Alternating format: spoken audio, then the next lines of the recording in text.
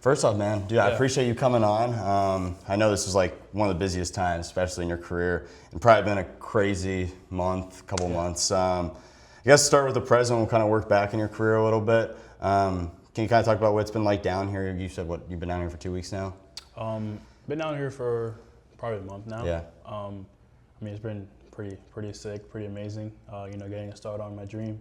So one step closer to hopefully making it to the major leagues. And, there's a ton of information here, a ton of ex-pro guys, ex-big leaguers. All these coaches know what they're talking about. Yeah.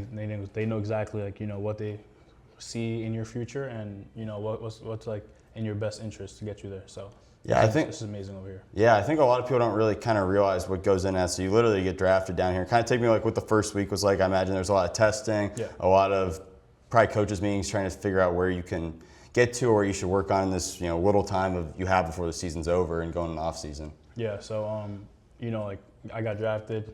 I think a week after, 5 days after I was in Washington D.C. Doing all these testings. I signed. I watched the game at their ballpark, and next morning I'm here in West Palm Beach, and getting straight to work, getting right after, and just getting accustomed to everything.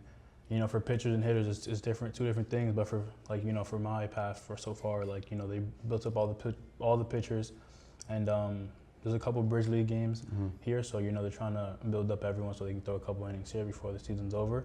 And I'm kind of in the middle of that right now, and excited to get after it, get in a couple innings. Yeah. So did you kind of know you were going to spend the rest of the year down here at the spring training? Because a lot of the guys out of high school, especially, they normally spend the time in rookie ball and stuff like that to develop versus the college guys. They try to move them up because they're older. Did you kind of know you were going to spend time down here? Yeah. I mean, like I said, pitches are different as well. So high school arm, they're going to take it super slow, and they don't want to risk any injury. They want to make sure you get your feet wet correctly, and they don't want to throw you into the fire like that. You don't have that experience. There's a ton of guys. I know Ethan Petrie. He's up there now. Low A. He played in the SEC, so he's an older guy. Tons of experience facing, big league arms, and so I mean, it's two different worlds when it's hitting and pitching, and also experience and age. So yeah, because you were in the MLB draft week with Trent, the Thunder, right? Yeah. So was that kind of your first, where you'd say, real experience where you felt like it was pro baseball? You know? I mean, it kind of gave me a glimpse of there's levels to this. And, it's not high school ball where guys chase a pitch out of the zone, and it was super fun. You really have to start pitching, and I feel that really brought out it kind of opened my eyes. This is what it feels like to actually pitch, and actually sometimes you got to pitch to contact, sometimes you got to pitch for a double play, and you can't just rely on your stuff to get a ground ball. I mean, not get a ground ball, to strike the guy out, strike 3 guys out in a row. That's not as realistic anymore, and it's super cool, and gives me it excites me for what's to come. Yeah, I think it's interesting too, because I talk a lot about guys that college and they come down here, but you're from high school. So what was kind of the draft process like? Because I don't know really how it works. Can you talk to coaches, or how's it kind of work during your seasons, then with the draft week as well? Do you mean what do you mean? What's what was your kind of process going into the draft? What was could you talk to coaches, or what was it kind of like for you? Yeah, I mean, I was pretty busy overall, if I had to sum it up. Yeah. Tons of phone calls, tons of chats with my family. A lot of decisions had to come, and I'm thankful that everything went right in my favor. Yeah. And I'm here today. So. Do you go to ballparks and different teams, visit with teams, or is it not kind of That's yeah.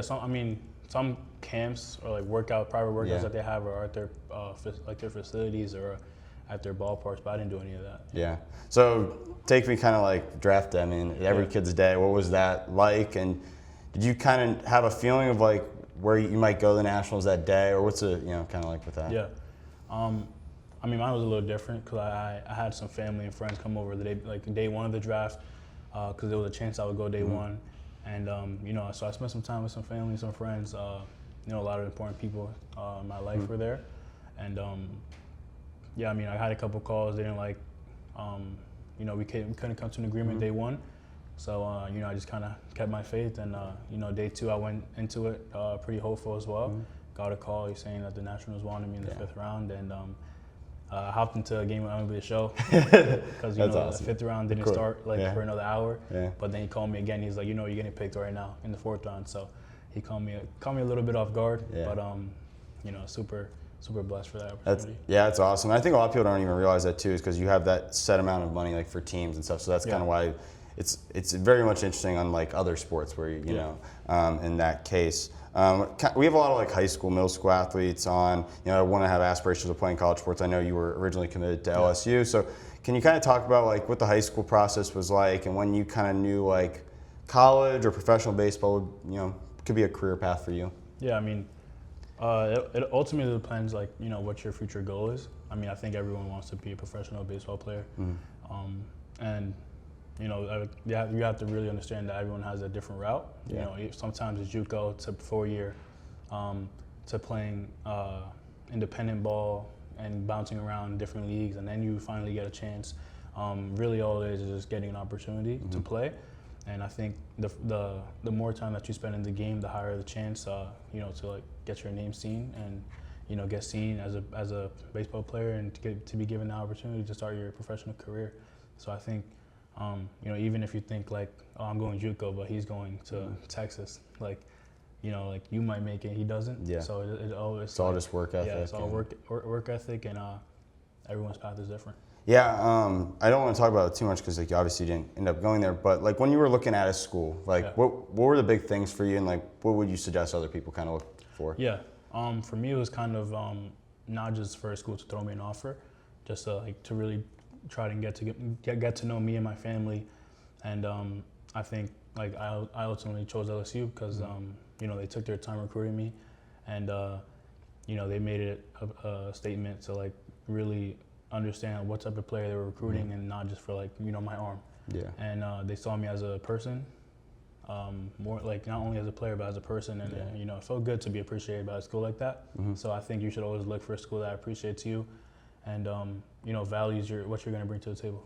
Yeah, I'm kind of interested, like especially you growing up. You were born in Massachusetts, right? And then you went to New York. So how'd you kind of get into baseball? And did you play like other sports growing up, or if you didn't, like, would you suggest playing other sports for kids? Yeah, I mean, when I was playing baseball like 3 years old. My dad played baseball growing up. He didn't go too far. I think he may have got some offers to play professional, but he took that route like where he would wait for another offer. He didn't get one. So, like his dream kind of turned into my dream. He instilled that into my brother and I. And, I've been playing baseball since I was 3. It's been all my life, basically. And it's been pretty much like we live and breathe baseball. So I know my brother plays basketball as well in high school and middle school. And I played a little bit of basketball in middle school, but nothing too crazy. I mess around with basketball here and there. But I think you should always choose like that one sport that you really want to, and kind of put in like a good amount of work into that one sport, instead of trying to balance 2 different sports. If you like baseball, why mess around with football? Like God forbid you get hurt in that one. Yeah. But I think just staying athletic. Some people find that in different ways. Like you might want to play some, like in the winter you might wrestle. Like there's so many like different things you can do. But I think just stay athletic and stay active. I'm kind of like, I feel like a lot of kids nowadays, they're learning pitches early, and they get injured or different things. And you see that even in the pros. When was kind of the time for you to learn certain pitches, or do you kind of always were kind of consciously aware about that? Like pitches, like learn because some people like learn like a curveball too early and they hurt their, like stuff like that. I mean, I should have. Yeah, I mean, I don't think there's such thing as learning a curveball too early. I think it's a matter of like controlling the amount of pitches that you throw. Like obviously, like when I was 12 as well, like I threw a ton of pitches. Yeah. There's pros and cons to that. Obviously, there's wear and tear in your arm. Like your arm only has a certain amount of bullets, and the pros is like you can't really learn something in a weight room that you can, getting thrown into a game, into that atmosphere and competing.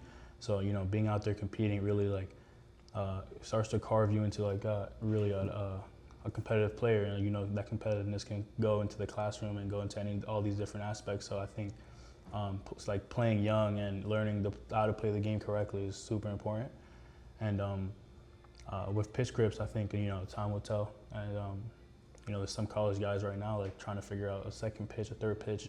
So it doesn't really matter as long as you have Ultimately, you want to have 3 good pitches that you can command the zone, but everyone's path is different, like I said. So you might have 1 good pitch, 2 good pitches, but try to perfect 1 pitch at a time. Yeah. Instead of having 3 mediocre, you can have 2 great pitches.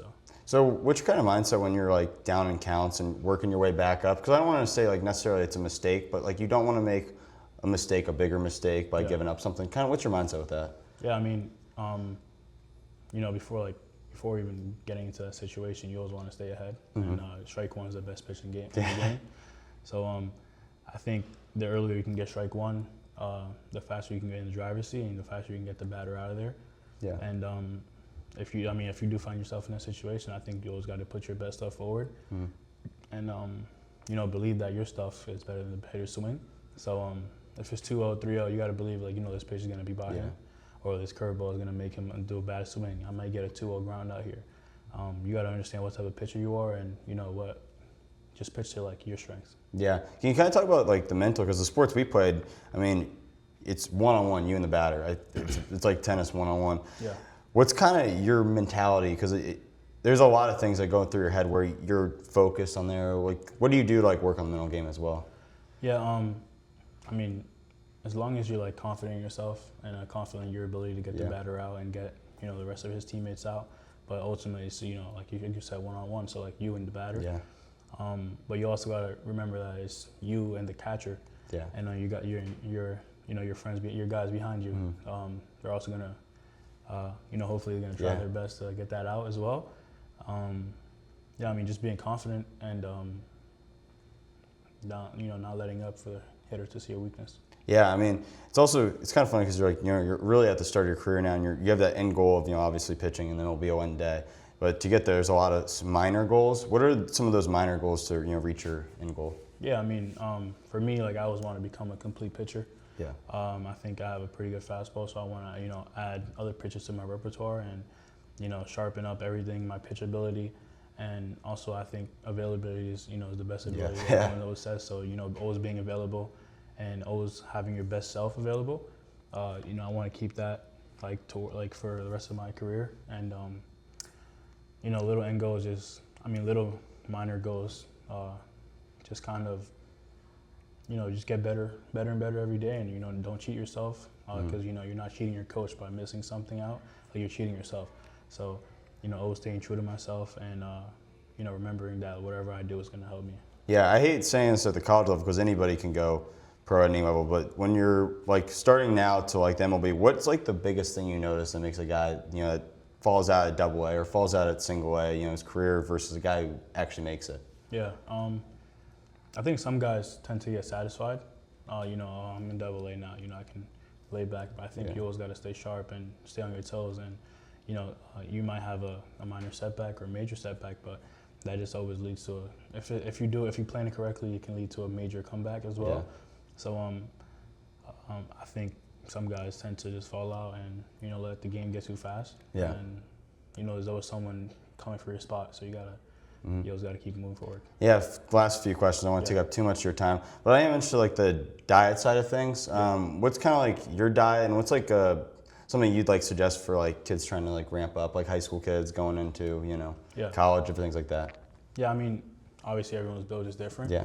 I think you shouldn't, if you're too skinny, you gotta put on some weight. You can't throw hard, you can't hit hard, you can't move fast. I think to be able to do all those things, you gotta be at a good weight, and you gotta be pretty strong. So you gotta get in the gym as soon as possible. Yeah. Start working out, start eating healthy. Have you noticed the training's a little bit different down here for your little time here? Yeah, I mean, once you get here, it's more about maintaining and staying healthy than getting here. Is you got to build up mass, you got to build up strength, to get seen to get there. So, you got to. I feel like the sooner you can start eating healthy, the sooner you can start taking creatine, protein, all these different things, the better off you'll be. Yeah, and then something like I feel like in the off season too, it's like where you're at. I imagine there's a lot of like catchers and everything. It's like I know pitchers that have trouble finding somebody to catch or where they live and different things. What's kind of like your off season like plan? Because this is your first time going into an off season as a professional baseball player. Yeah, for me, I'm getting straight to work. With my trainer, and I think any time lost is gonna hurt me. So I think the sooner, of course, I'm gonna enjoy family when I get back, but the sooner I can get to work and the sooner I can start sharpening my pitches, sharpening the command, sharpening, my body, everything like that, the better, the more in shape and the stronger I'll be come spring training. So. Yeah, I actually had two more. So the one thing I always ask is like, what's the best piece of advice you ever heard in your career, or it could just be life? Yeah, I think it's tough to put you on we the spot. talked about. I know when I first got here, we had a meeting and we talked about small wins. Those add up. Instead of like I said, like you have a good fastball, you want to add a curveball. Don't try adding a curveball and a changeup in 2 months. Instead, try putting all your marbles into that one bucket, which is a curveball, and try to get that curveball as good as possible before you work on the changeup. Yeah, like don't look too far ahead. Yeah, try doing one thing at a time, and small wins add up, and at the end you're gonna look back and you know what all those small wins did lead up to me, and look, I'm in the major leagues. So, yeah. So this one's always funny because I've had guys. I love doing like when you guys are like in rookie down here. There's one of my buddies now. He's playing MLB and he's come on. We saw the gap in 3 years from this question. So you're just starting your career, as you know. But when your career is over down the line, how do you want to be remembered? A great teammate. Yeah. And fun to play with on the field, and a great competitor, and aggressive on the mound, but super calm and collected and funny off the field. Yeah. And in the dugout. Yeah, well, I appreciate you again for your time, dude. I hope to keep in touch and see you on again. Sure.